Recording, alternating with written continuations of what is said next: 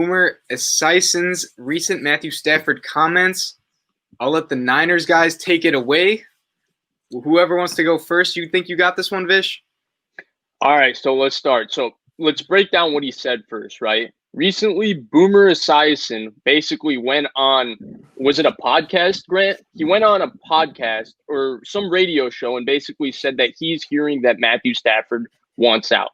Now, I don't know how connected Boomer Esiason is to Matthew Stafford. I've never heard him break news on Matthew Stafford, but he's a phenomenal quarterback, maybe like one of those guys who's not a Hall of Famer, but pretty close, and he's a really good player. And I'm the biggest Matthew Stafford. Clearly, you just put him in the Hall of Fame. Wow. All right. Okay. I mean, he made it to a Super Bowl. They say he was pretty good. I didn't watch him, Oh, I thought you said Matthew Stafford was a borderline Hall of Famer. No, Boomer Esiason. Okay.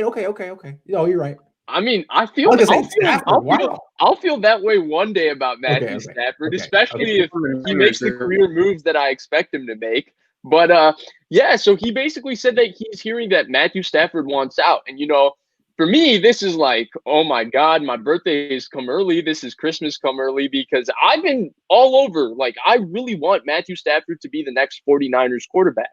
And it's because I think it's a mix of the fact that he's never had organizational structure, stability, and him in this offense with his physical talent would be just insane.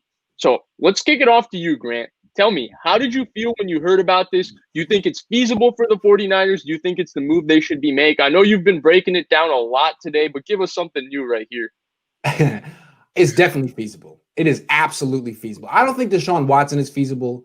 Matthew Stafford is feasible if they want to do it. So it's there if they want. I think they would have to compete. I mean, they're not the only team that would want Matthew Stafford. And my question to kick it off is, what teams above the Niners in the draft order would also be interested in his services? Washington.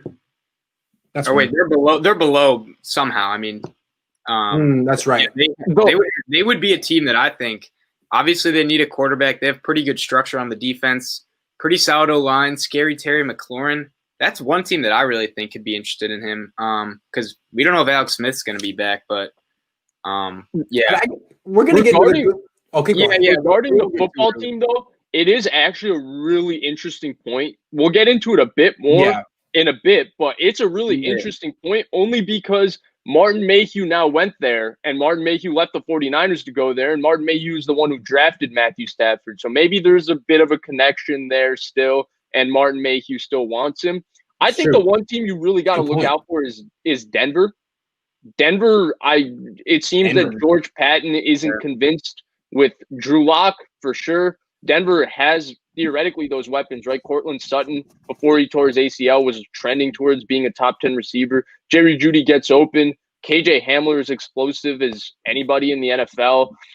Noah Fant, I almost called him George Fant tackle, but Noah Fant is a really good player, and Garrett Bowles in their line is improved, and Fangio's on basically a year that they have to make the playoffs. So getting Matthew Stafford would provide that for him. But ultimately, I don't want to talk about those other teams, Grant, because those other teams are not going to get Matthew Stafford. The San Francisco 49ers are going to get Matthew Stafford. I'm going to keep saying it, and I'm going to speak it into existence. Hold on. So let me just be the devil's advocate real quick. And Blake, Vish, you guys can rebut me, but you guys are Midwesterners. You guys have seen a lot more Matt Stafford. I'm looking from the Bay and I'm from a way far view. And all I'm saying is I've been talking to Coach Johnston a lot today.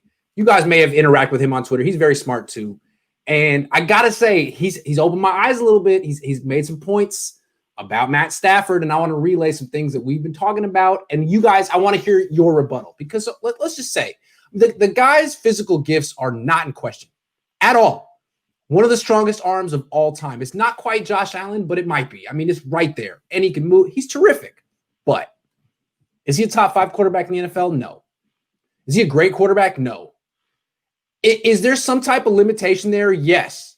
What is it? I don't know. But what you can look at is the fact that he's never won a playoff game in his life. He's only been to 3. And you say, you know what? He's in Detroit. Detroit's a bad organization. Detroit. He gets this pass because he's in Detroit. Okay. And some of that's true. But you look at a quarterback who isn't as physically gifted, doesn't get the pass because of his gifts, but was also in a terrible organization. You know who I'm thinking about? Yeah, you're going to say Phillip Rivers. No. About the same age. Oh, same age. Andy Dalton. He was in Cincinnati. Cincinnati stinks. It's a terrible organization. He's about 3 months older than Matt Stafford. Their stats, regular season stats, are freaking identical. Matt Stafford's 0-3 in the playoffs. Andy Dalton's 0-4. Matthew Stafford is better than Andy Dalton. But I'm just saying, you look at Andy Dalton, and people are like, ugh.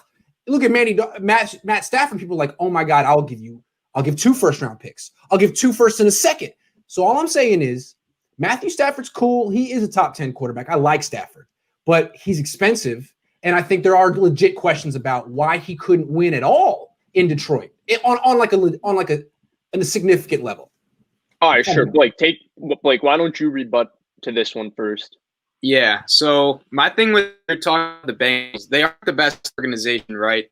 But Marvin Lewis at least brought some stability to that team, and they had some loaded rosters. Like, when you look back, they had some pretty good rosters. Those defenses were nothing to snuff at.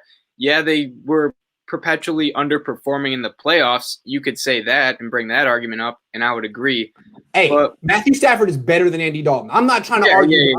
I'm just trying to say, like, if you think of him in that context, like, he's not as sexy. He's not as sexy. You know what I'm saying? Okay. Like, compare his number to Dalton. Like, how much better is he than Dalton? That's all I'm saying.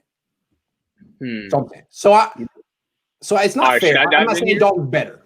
But, I mean, hey, why couldn't this dude ever win a playoff game? I mean, I know that's a terrible organization, but if Tom Brady were a quarterback on the Lions, he'd win a playoff game. If Russell Wilson were a quarterback on the Lions, he'd win a playoff game. There's that upper tier that just wins no matter where. So he's not in that. He's just not. He's not paid like that tier currently. And 2, they're not going to have to pay the price to get him of what you would have to pay to get an Aaron Rodgers, a Russell Wilson, a Patrick Mahomes, and Deshaun Watson. So those are the 2 points. That is true. He fits right in that second tier with guys in his career. Was Tony Romo, Matt Ryan, Carson Palmer, Phillip Rivers, Big Ben Roethlisberger. They fit in that category. Big Ben maybe. Okay, so we're talking tier 2 quarterbacks for sure. Right. He fits there. And he's really physically talented, right? We all agree. And here's the big difference between him and, say, Dalton, because you have to look a little beyond the numbers, right? The first thing with him is that the playoff win thing is so like, well, if there was one. Because Dalton melted down in the play. Dalton was awful in the playoffs. Stafford wasn't like that. Stafford wasn't like that. No. Stafford's better than Dalton. I'm not saying. I'm not. Playoff win though. I'm just trying to make it a point. Yeah. If you remember against Dallas, they were basically a pass interference call away from winning that game. If that pass interference, it was like the New Orleans Rams pass interference, but it's the Detroit Lions, so it's not as egregious because the Lions are going to lose. That's what the Lions do. But that's one thing with him. The other thing is he's never had a run game. He's never had a defense that you can rely on and say that's a terrific defense for an extended period of time. 1 year he had. Right. And then he with his receivers, everyone says Calvin. Like, Calvin's one guy. Okay, you have Calvin Johnson. You want Titus Young, who was getting arrested every week for a year in 2013. You want Nate Burleson, who was passed around the league for 3 teams. They had Tony Scheffler, Brandon Pettigrew. How many different guys has this guy kind of made it work with? And I think the other thing is you got to look at a guy's upside beyond his system, right? Andy Dalton played with some good play callers. Matthew Stafford has never gotten a schematical advantage that you would say is top notch. Hold on. Let me stop you right there. The Andy Dalton thing was a red herring. Let's never mention his name again. He's off the point. Here's the comparison, because we're talking tier 2 quarterbacks, and Andy Dalton isn't in there. Stafford is. Who's a better quarterback, Matthew Stafford or Matt Ryan? That's the question, right? We got to see Matt Ryan for 1 year with Kyle, MVP. Who's better? My point is Stafford, 2 years with Kyle, MVPs. 5 years younger. 5 years younger. Right. But who's better? I'd say Stafford right now. Stafford. Like, what do you think? Right. We're saying, like, right now, like, if I had to get either one of them, or you're saying career? I mean, Stafford's 33. Ryan's 36. They're pretty much who they are. Who's better? Stafford right now for sure. Just Stafford, dude. Okay. He's also like Matt Ryan's much more immobile, and you can see his age being like more shown. I feel like Stafford's the type of dude with his arm. He could play till he's like 37, 38, 39. Like, he has the arm talent. He's pretty mobile for a guy that, like, he's not Lamar Jackson, but he's also not, like, Jared Goff. Like, he's in that echelon of, like, pretty decent mobility, right? Can I argue? Can I rebut? Can I rebuttal? Sure. Like what I'm saying, I agree. Everyone would have to agree that Stafford is more mobile than Matt Ryan. And Stafford is more mobile than Tom Brady. But Stafford takes more hits than they do. Stafford missed 8 games in 2019. Stafford finished 2020 with broken ribs. He's a tough guy. But I think the greatest quarterbacks have a way of avoiding hits, avoiding injuries, kind of like the Frank Gore effect at running back. And all I notice is that Stafford gets knocked around in ways that even Matt Ryan doesn't. I actually would. Okay. Go ahead. I disagree, right? Because I actually think the biggest problem with the Atlanta Falcons the last 2 years is that Matt Ryan has gotten knocked around and Matt Ryan has taken beatings. And that's why I think Matt Ryan looks like a quarterback that everybody says he's no longer Matt Ryan. You know, he's a guy that's going to retire in a couple of years. Not everybody's Brady, blah, blah, blah. Because their offensive line play has been terrible. There's a reason they drafted 2 offensive linemen in the draft this year. It's because they had got stacked a lot. Right. He did get sacked a lot, but he missed 1 game last year. I don't know if it was for injury or whatever. He might have been. He missed 1 game in 3 in his career. Right. So Stafford's been documented, right, because he missed the 8 the year before with the back, and then this year, because I think it's been prevalent in Niners Twitter because everybody started putting his name out there. So then people are commending his toughness, but that also gives you a little bit of an eye or wow, he's playing through like 7 injuries right here. So while it's kind of a double-edged sword that way, I think the ultimate thing and the reason that I think they're similar, right? I think Matt Ryan's a little better upstairs and Matthew Stafford's physical ability is better than Matt Ryan. I think the big thing is that Matt Ryan got that run game with Kyle for a couple of years, and he did what he could do. Stafford is yet to have anything protect him other than the fact that Matthew dropped back 35 times. You just got to sling it. If we win, it's because of you. But if we lose, it's also because of you because we have nothing else to provide. And I think that run game would do him wonders.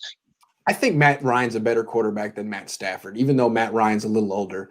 Matt Ryan won playoff games before Kyle Shanahan got there. I mean, Matt Ryan won playoff games when his coach was Mike Smith and Dirk Cutter and Mike Nolan. I mean, he's really good. You could argue he's underrated. Atlanta's not a great organization. Yeah, he had Julio Jones. Matthew Stafford had Calvin Johnson.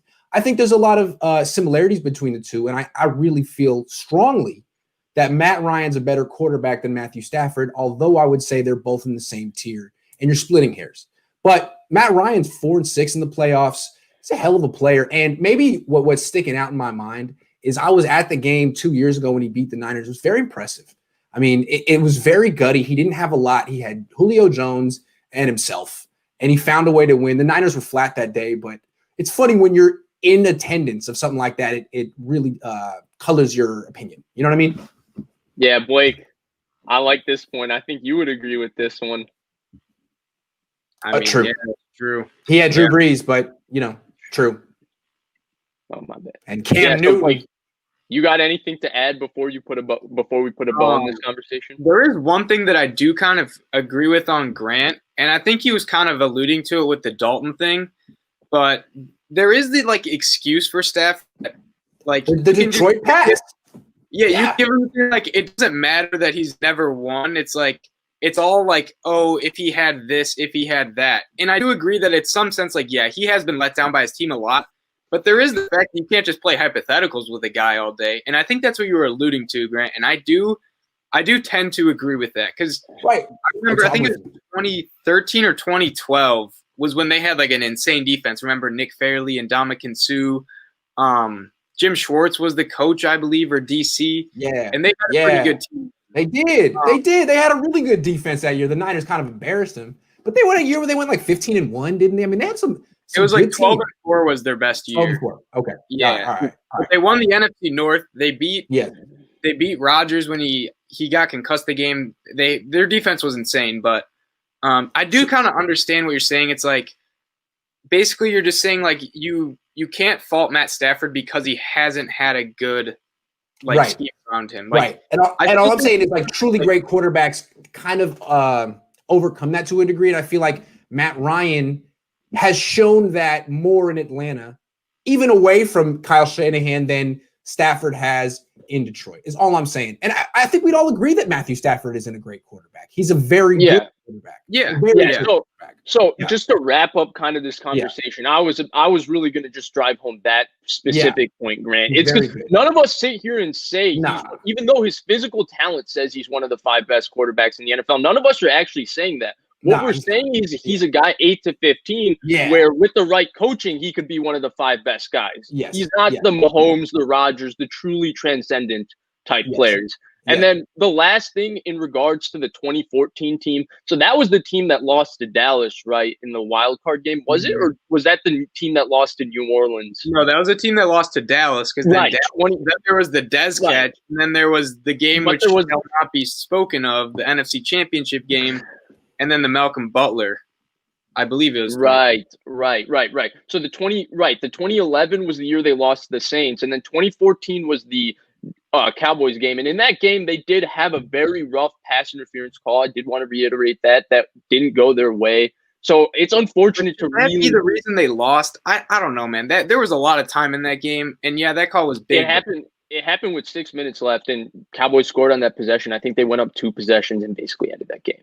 I mean, there's 60 other minutes. Like, I'm not going to say that it didn't absolutely hinder not. the game. Absolutely not. I'm not saying that, but I'm saying there was another variable to that. I mean, obviously, I'm biased in this conversation. You won't find a bigger Matthew Stafford fan that's not in Detroit than me. But, so I just wanted to put a bow on it that way. So let's move